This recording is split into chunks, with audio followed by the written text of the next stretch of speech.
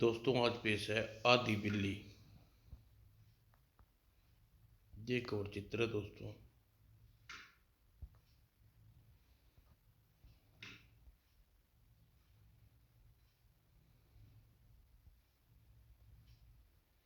आधी रात के समय दरवाजे पर दस्तक सुनकर इंस्पेक्टर सावन जगा था।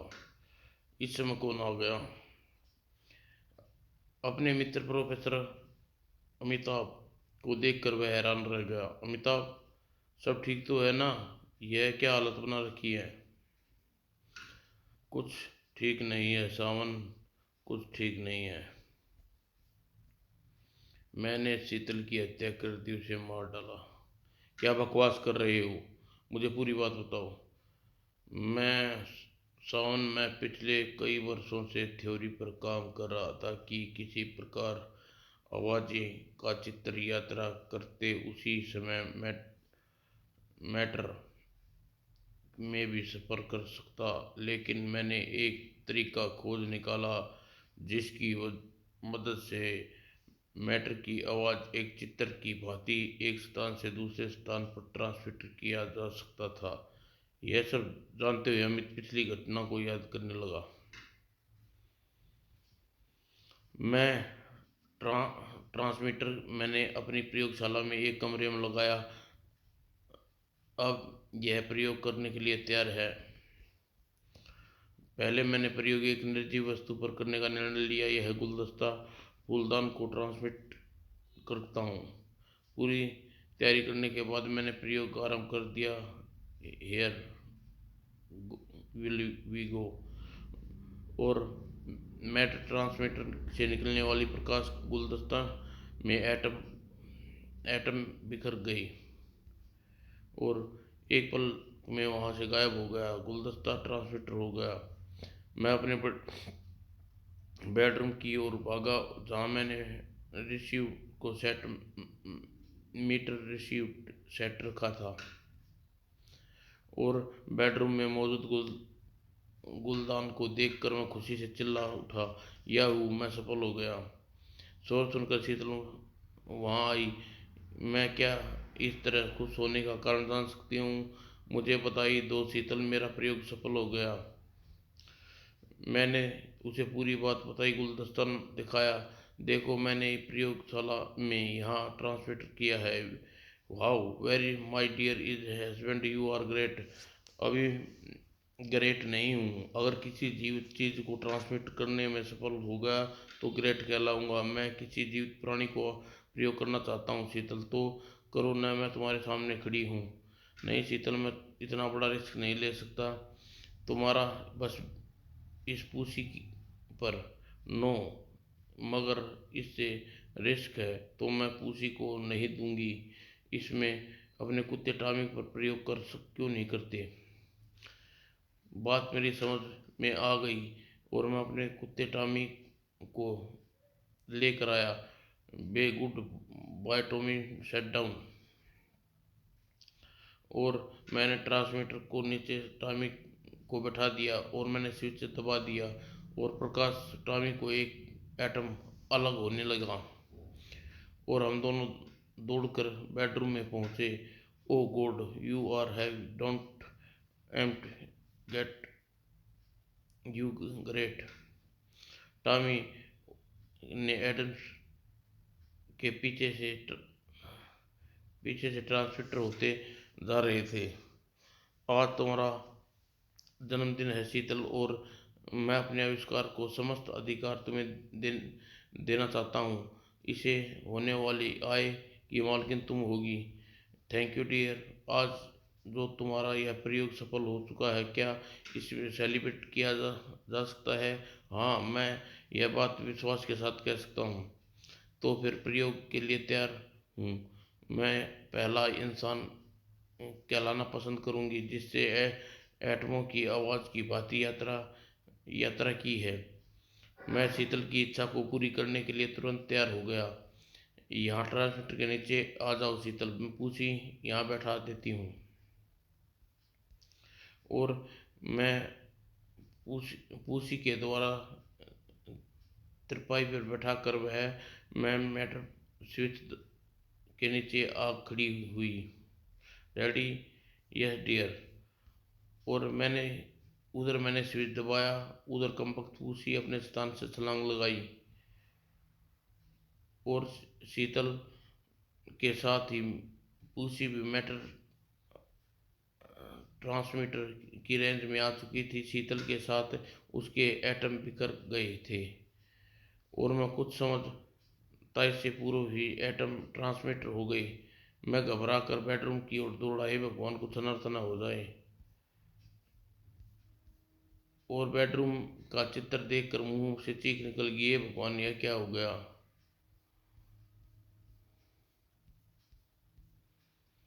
और मैं समझ गया कि बिल्ली और शीतल के एटम आपस में मिल जाने के कारण यह स्थिति बनी है। घबराओ मत डार्लिंग, मैं कोई ऐसी तरकीब निकाल लूँगा जिससे ट्रांसमीटर मीटर में डालने के बाद तुम दोनों एटम अलग अलग किया जा सके। मैं कुछ करता हूँ।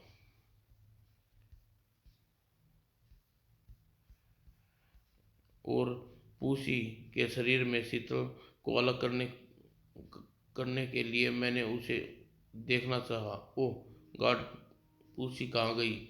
शायद कमरे से बाहर चली गई है। लेकिन मैं उसे देख लिया तो। पूसी को लाने के लिए मैं बाहर भागा। पूसी पूसी अपनी हालत से घबरा कर घिसटती कोठी की लान में पहुंच गई थी। टॉमी लान में उसे विचित्र प्राणी को देखकर उस पर झपट पड़ा और पलक झपकते ही पूसी को फाड़ डाला। हे भगवान, यह क्या हो गया? शीतल का अंग कहाँ से लाऊंगा?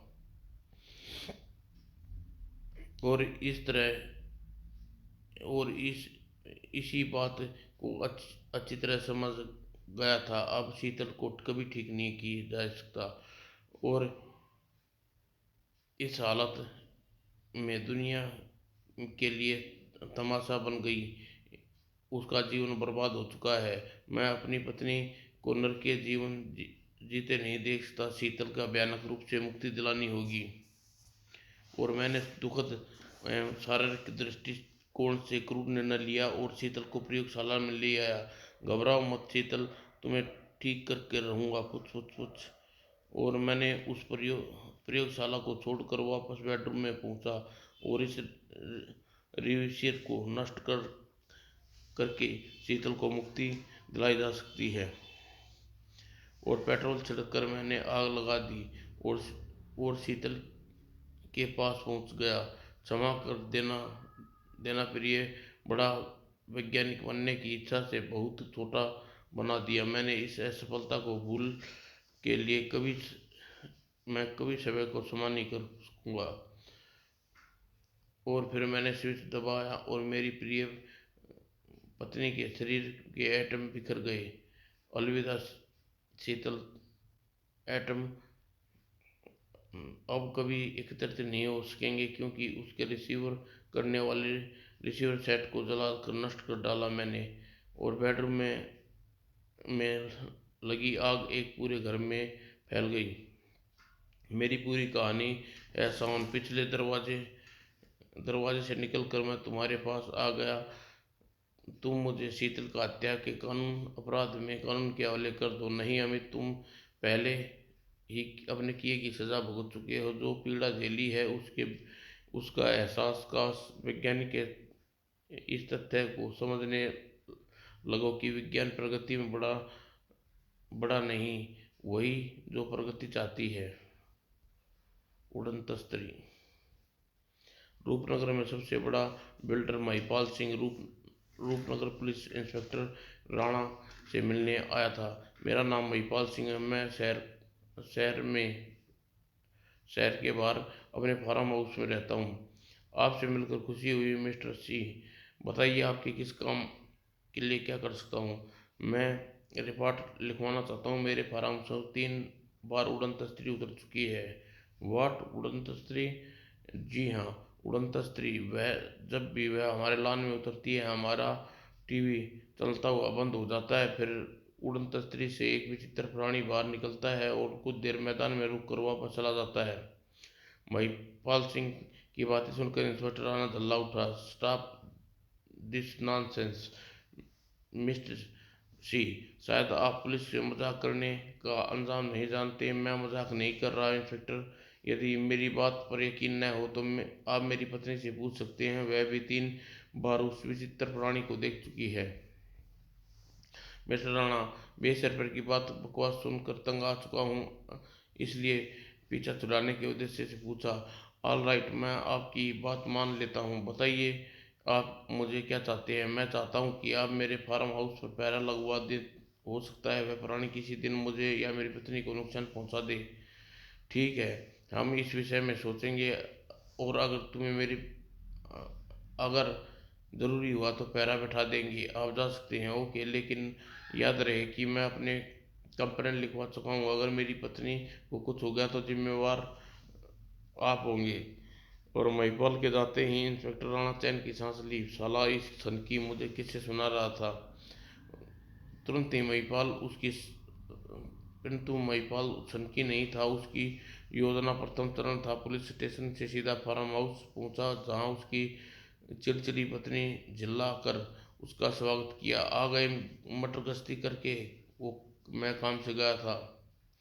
और शाम को समय महिपाल फार्म हाउस के कॉटेज से बाहर निकला। यह योजना का दूसरा चरण पूरा करना। और वह सीधा गैरेज में पहुंचा। कुदान से एक कोने की दीवार को साथ जमीन खोदने लगा। काफी मेहनत के बाद उसने कब्र का गड्ढा खोद लिया। अब मेरी पत्नी कब्र तैयार हो चुकी है। और वास्तव में उसकी चिड़चिड़ी पत्नी, दौलतमंद पत्नी से पीछा छुड़ाने के लिए उसने हत्या की योजना बना चुका था। आज रात लता को मारकर इस गड्ढे में दबा दूंगा, फिर पुलिस स्टेशन जाकर इंस्पेक्टर से कहूंगा तुमने मेरी बात पर ध्यान नहीं दिया। और आज मेरे लॉन में उड़न तस्त्री उतरी और थोड़ा सा एक विचित्र प्राणी मेरी पत्नी को उठा कर ले गया। उधर उसकी पत्नी बेखबर टीवी में देखने में व्यस्त थी, और महिपाल भूत की दबी भांति पीछे आया। गर्दन में मफलर डालकर गला घोट दूंगा। और जैसे ही वह कुर्सी पर पीछे पहुंचा, अचानक टीवी की स्क्रीन में रोशनी का झन्नाटा सा हुआ। और अपने मनोरंजन में खलल को देख कर लता चिलचिलाई, यह टीवी को क्या हो गया। टीवी की नाब इधर उधर घुमाने के बाद उसने पलट कर महिपाल को देखा। यहाँ खड़े खड़े क्या घुम आंखें घुमा रही हो। छत पर जाकर एंटीना चेक करो, एंटीना खराब हो गया है। इस समय छत पर। हाँ, तो तुम्हें तो रात को समय निकलते ही डर लगता है। मैं ही देखती हूँ। लगता है आज मेरा काम नहीं बनेगा। रुको, मैं बिछा चलता हूँ। और छत पर जाने वाली सीढ़ियों की से इमारत के अंत में कांटे से बाहर निकले। अरे इसी पल पूरा लॉन सुनहरी किरणों से नहा गया। अरे महिपाल ने महिपाल ने जो कुछ देखा उसने पागल करने के लिए पर्याप्त था।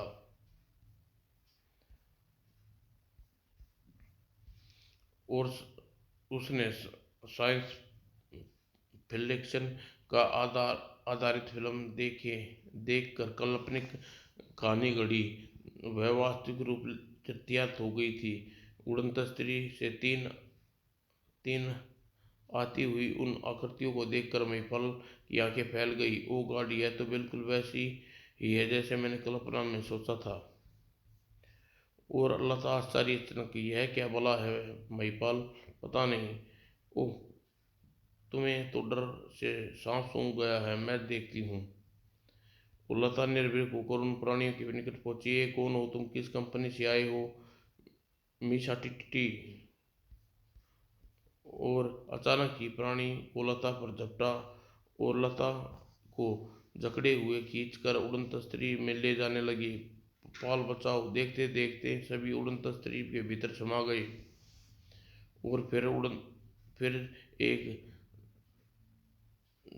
जन्नाटे के साथ उड़नत स्त्री ऊपर चल उड़ गई, आकाश में जाकर गायब हो गई। महिपाल समय को संभाले हुए कुछ देर लगी, और तब उसने मन ही मन खुश होकर खुशी की लहर उठी। वाह रे भगवान, तूने तो मुझे लता का खून हाथ से रंगने से बचा लिया। मेरा पीछा भी छूट गया उससे। वह पुलिस स्टेशन में फ़ोन मिलाने में व्यस्त हो गया। Hello, hello police station. और 15 मिनट बाद फार्म हाउस में इंस्पेक्टर राणा नेतृत्व में पुलिस दल पहुंचा। तुम मेरी बात नहीं मानी इंस्पेक्टर, आखिर प्राणी मेरी पत्नी को उठा कर ले गया। राणा पूरी बात ध्यानपूर्वक कहानी को सुना, फिर संदिग्ध दृष्टि से घूरा। तुम सच कह रहे हो? बिल्कुल सच। देखो सकते हो मेरी पत्नी गायब हो चुकी है। पूरे फार्म हाउस को चेक कर लिया, अभी पता चल जाएगा यह व्यक्ति झूठ बोल रहा है सच या। और सिपाहियों ने इमारत के भीतर बाहर तलाशी लेने में जुट गए। और 5 मिनट बाद एक सिपाही दौड़ता हुआ आया। सर, गैरेज पे एक कब्र खुदी हुई है, जैसे किसी को दफन किया जाने वाला हो। ओह, मुझे पहले ही संदेह हुआ था। उड़न तस्त्री की कहानी की आड़ में तुम कोई बड़ी अंतर रच रहे हो। कब्र खोदने के बाद शायद तुम्हारी मस्तिष्क में लाश को ठिकाने लगाने का कोई और तरीका आ गया होगा। अब जल्दी बताओ, लाश कहाँ है? महिपाल अपनी घबराहट पर काबू पा लिया। तुम मुझे कातिल समझ रहे हो इंस्पेक्टर? हाँ हाँ, बताओ लाश कहाँ है? लाश यहाँ छत पर पड़ी है। और सब दौड़कर छत पर पहुंचे। हे भगवान, हे भगवान, उस प्राणी ने लता को यहाँ फेंक दिया। तुम्हें इसको तुम्हें इसको करंट लगा कर मारा। लेकिन मूर्ख आदमी लाश को ठिकाने लगाने से पहले ही पुलिस को फोन करके बुला लिया। महिपाल, इंस्पेक्टर राणा के सवाल का कोई जवाब नहीं था। अपनी पत्नी से कत्ल करने के लिए षड्यंत्र उसने रचा था और जुर्म साबुत का सबूत बन गया था। तमाम सबूतों और गवाहों की अदालत इस नतीजे पर पहुंचती है, मुजरिम महिपाल को अपनी पत्नी के कत्ल में उम्र कैद की सजा सुनाती है। आवाजें का टकराव। 21वीं शताब्दी का अंतिम दौर था। पृथ्वी पर वैज्ञानिक उन्नति की चरम सीमा पर था। मानव आकाशगंगा के सभी ग्रहों पर अपनी बस्ती बसा चुका था। प्रतिदिन उनको अंतरिक्ष यान के विभिन्न ग्रहों के उड़ान भरते थे। आज भी रॉकेट यान मंगलयान की ओर रवाना हो रहा था। इस यान के भीतर 2 यात्री थे जो मंगल ग्रह की बस्ती पर रसीद देने जा रहे थे। ओफिम, मैं बहुत थक गया हूँ। कंट्रोल तुम संभालो, थोड़ा आराम कर लेता हूँ। Okay George dear. और जॉर्ज के जाने के बाद ओफिम को नींद का झोंका आया। वहाँ नींद आंखें बंद करके सीट पर पलट गया। ओ कंट्रोल, ऑटो कंट्रोल, रॉकेट अपने मार्ग पर बढ़ता रहेगा। और कुछ घंटों बाद अचानक रॉकेट यान को हल्का सा झटका लगा। ओह, स्क्रीन पर नजर पड़ते ही दिल जोर से धड़क उठा। ओ माय गॉड, हमारा यान तो रास्ता भटक गया, किस दिशा में निकल आया। और तुरंत ही जॉर्ज घटना को सूचना दी। यह कैसे हो सकता है? ओपिंग कंट्रोल तुम्हारे हाथ में था, मैं थोड़ी देर के लिए सो गया था।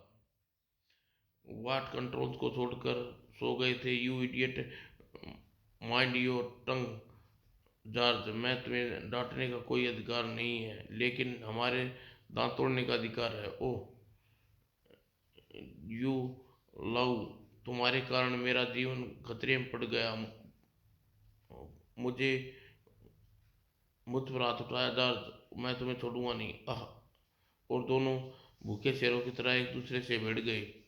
और उसी पल मानव चमत्कार हो गया। यान को भयंकर शोर सी आवाज गूंज उठी। वाँ वाँ, ची ची ची, यलगार करो, दूसरा दुश्मन को काट डालो, छन्ना।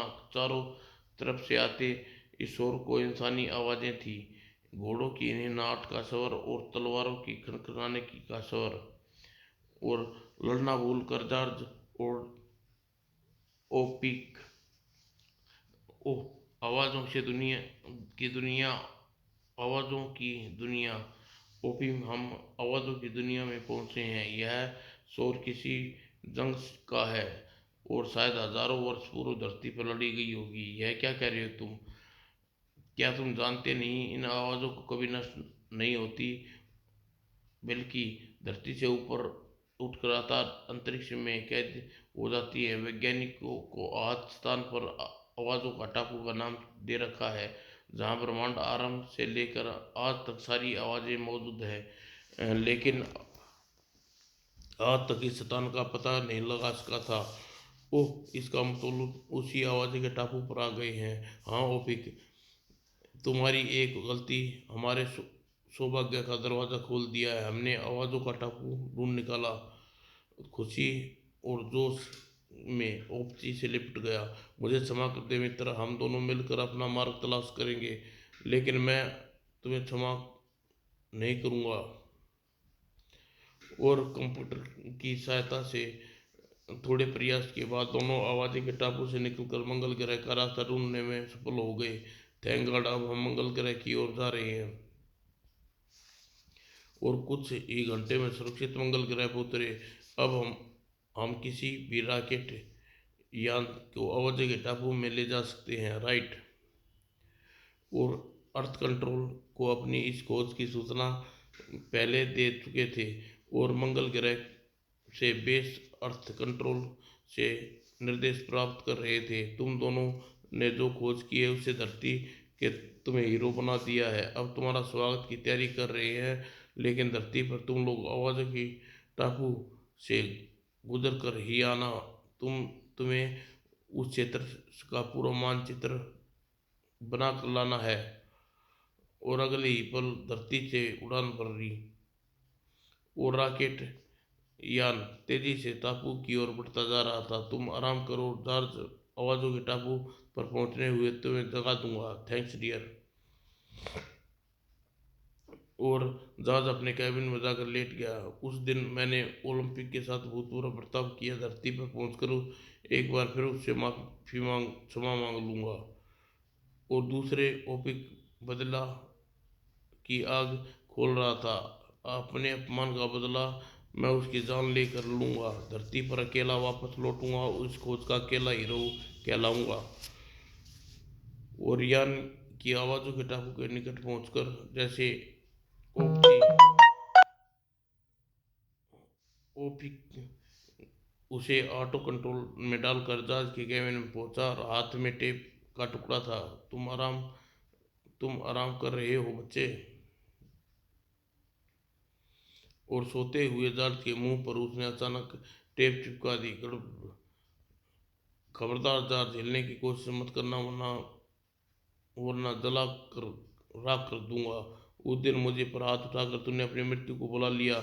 उसी क्षण में आवाज़ का टापू में प्रवेश कर जाएंगे और फिर यहाँ से कुछ ऐसे डायलॉग यहाँ पर कुछ ऐसे डायलॉग बोलेगा जो साबित करेंगे तुम पागल होकर आत्महत्या कर ली और मेरी वह आवाज़ के टापू में कैद हो जाएगी। और पृथ्वी पर जब कोई यान आवाज़ें के टापू पर आएगा तो उसकी यात्री मेरी आवाज़ भी सुनेंगे, जिसमें तेरी मौत का कारण आत्महत्या बताया गया होगा। इस तरह मुझे तेरी हत्या के आरोप सिद्ध नहीं होगा जॉर्ज।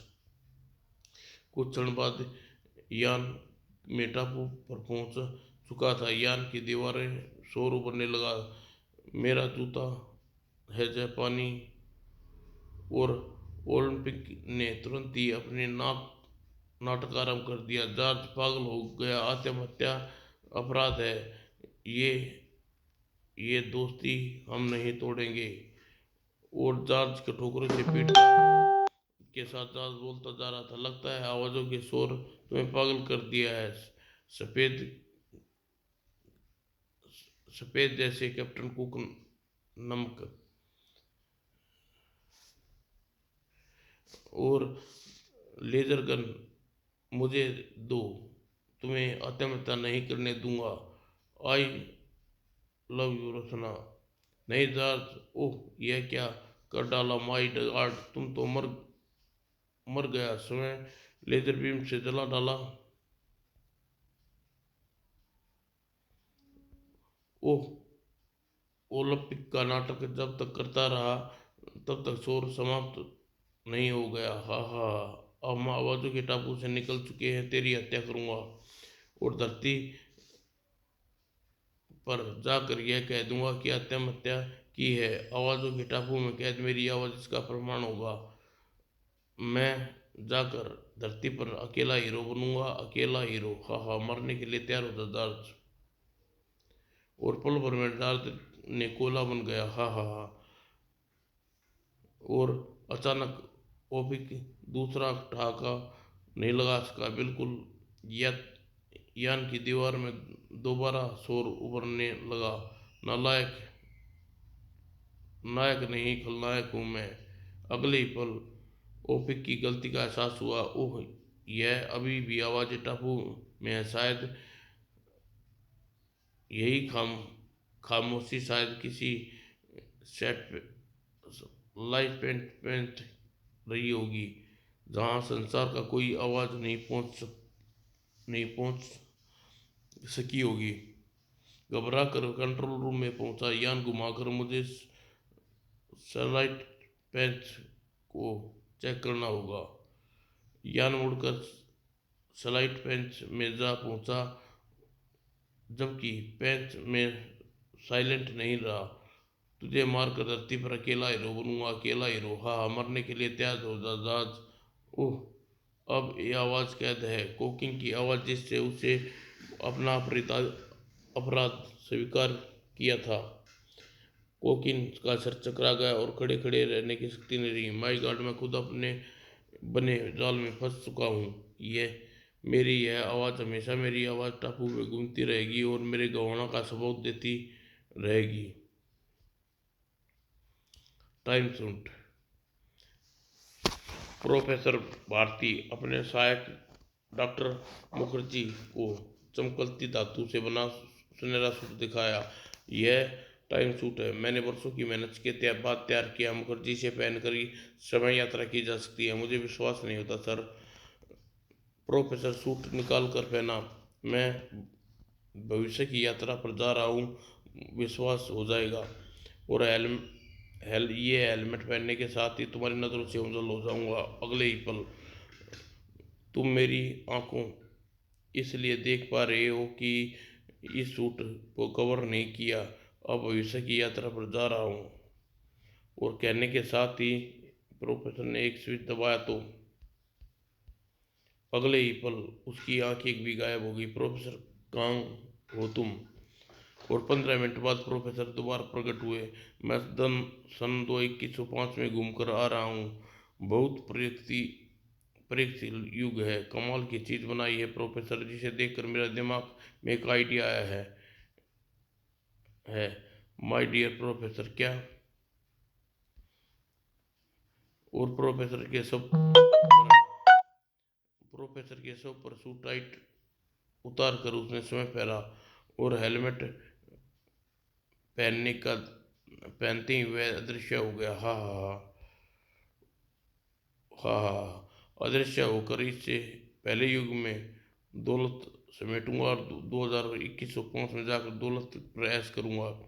कुछ घंटे बाद राष्ट्रीय बैंक वॉल्ट में खड़ा था, सबकी आंखी के सामने।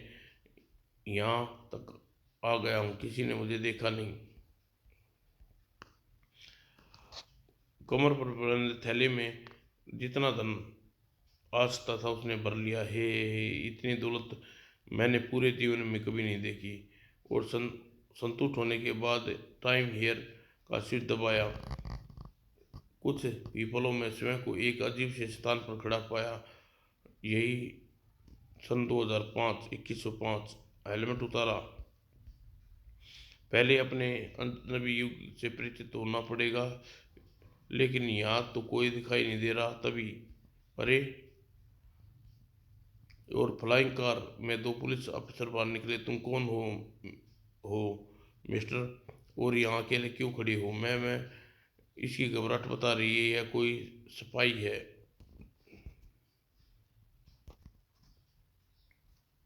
इसकी तलाशी लो। Oh good, oh good and money, काला धन, ये स्टेट के प्रति अपराध है। मेरी बात सुनो। उन्होंने कुछ नहीं सुना और खींचकर फ्लाइंग कार में बैठा लिया। और फ्लाइंग कार एक विशाल इमारत की छत पर उतरी। और इस युग में सुप्रीम कोर्ट थी। बेल एक मनी, नहीं, यह मेरा धन है, मुझे वापस करो। धन सिर्फ स्टेट की संपत्ति है, नागरिकों को की आवश्यकता की चीजें उपलब्ध कराती है। धन अपने पास रखना सबसे बड़ा अपराध है। क्या मतलब, यहाँ नागरिक अपने पास रुपया नहीं रख सकते? ओ, तुम यहाँ का कानून भी नहीं जानते, अर्थात किसी स्टेट के सिपाही हो। डबल अपराध, इसकी सजा मौत है, इसे मृत्युदंड दिया जाता है, शूटिंग। और पीछे खड़े अधिकारी ने लेजर गन से फायर कर दिया। शेष जीवन ऐश से बिताने का सपना मुखर्जी के संसार में कूच कर गया। जुनून, जीत की जबरदस्त चमक चेहरे पर लिए विजय कैसीनो से बाहर निकला, अपनी कार के निकट पहुंचा। 3 हथियारबंद युवकों ने घेर लिया। जिंदा रहना चाहते तो खामी से जेब खाली कर दो। बेबस विजय के पास उनकी बातों को मानने के सिवा कोई चारा न था। अब जुए की सारी रकम गई। और लुटेरे के जाने के बाद विजय सामने खड़ी अधेड़ व्यक्ति के पास पहुंचा और बरस पड़ा। मैं तो मैं चिल्ला पाने के लिए विवश, लेकिन तुम चुपचाप लूटते देखते रहे कायर। मैं तुम्हारी किसी प्रकार से मदद कर पाने में विवश था बेटा। क्यों अपाहिज हो? कारण जानना चाहते हो तो सुनो। आज से 2 वर्ष पहले जोसेफ नाम का जुआरी, उस समय तुम्हारी उम्र में जुआ खेलने का बड़ा शौक था। उन्हें सिर्फ शौक था बल्कि जुनून। जुनून, हाँ, सभी रुपये हार गए। मगरून, खेल खत्म करो। नहीं, नहीं, खेल अभी खत्म नहीं होगा जोसेफ। मैं अपने सोने की चैन और शादी की अंगूठी दांव पर लगाता हूँ। लगाओ लगाओ, जरूर लगाओ। वो जोसेफ, किस्मत उस दिन पूर्ण बुलंदी पर थी। तुम ये बाजी भी हार गए गुरुमन। अब तुम्हारे पास दांव पर लगाने के लिए कुछ नहीं बचा। बोलो, खेल बंद करूं? पागलों की बात चीखा गुरुमन। नहीं, खेल बंद नहीं होना चाहिए। मुझे अपनी बीवी पे दांव लगाता हूँ। ठीक है, अगर तुम यह बाजी जीत गए तो तुम्हारा सब माल वापिस कर दूंगा। और गुरु मैग्यूर, गुरुमन गन की बदकिस्मती, वह दाव भी हार गया। हाँ हाँ हाँ, 3 इक्के में जीत गया। और बेचारी गुरुगन की पत्नी उसी समाचार से पति ही आत्महत्या कर ली। और इस दुखद घटना के ठीक 1 साल बाद गुरुगन जोसेफ से उसी कैसीनो में सामना हुआ। कमबख्त ने अभी तक जुए की आदत नहीं छोड़ी। आओ गुरुगन, इस बार दांव पर लगाने के लिए क्या सोच कर आए हो? तभी गुरुगन ने सितारे बुलंदी पर निकले। हाँ हाँ, फिर मैं जीत गया। और दिमाग में जीत का सपना लिए जोसेफ अपना सब कुछ हारता चला गया। तुम्हारा स्कूटर, तुम्हारा मकान, तुम्हारी बीवी, तुम हार गए हो। जोसेफ, अब बताओ, दांव पर लगाने के लिए तुम्हारे पास क्या है? जुनू सा नजर आने लगा उसकी उंगलियां। लेकिन तुम्हारी उंगलियों का मैं क्या करूँगा? मेरी जिंदगी का बीमा है और बीमे का अंग अंग के हो जाते हैं। उस स्थिति में क्लेम मिलेगा। तुम पत्ते बांटो, मैं अपने हाथ की उंगलियां दांव पर लगाता हूँ। ओह, मंजूर है। और जोसेफ की बदकिस्मती थी, वह बाजी भी हार गया। लो जोसेफ, चाकू, उंगली काटो। और खून से नहाता चला गया जोसेफ का खून। बायां खून हटा। अब तुम अपने दाएं हाथ की उंगलियां दांव पर लगाता हूँ।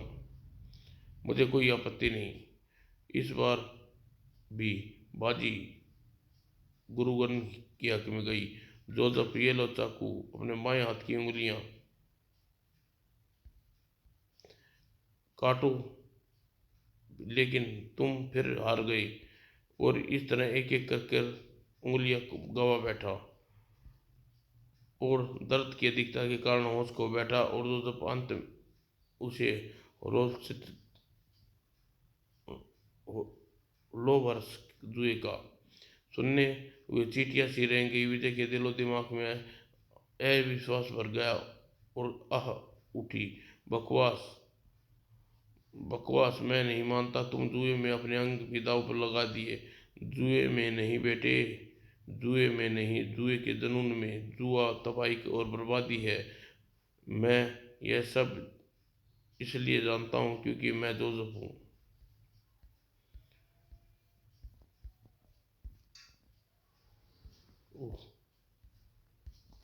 समाप्त दोस्तों।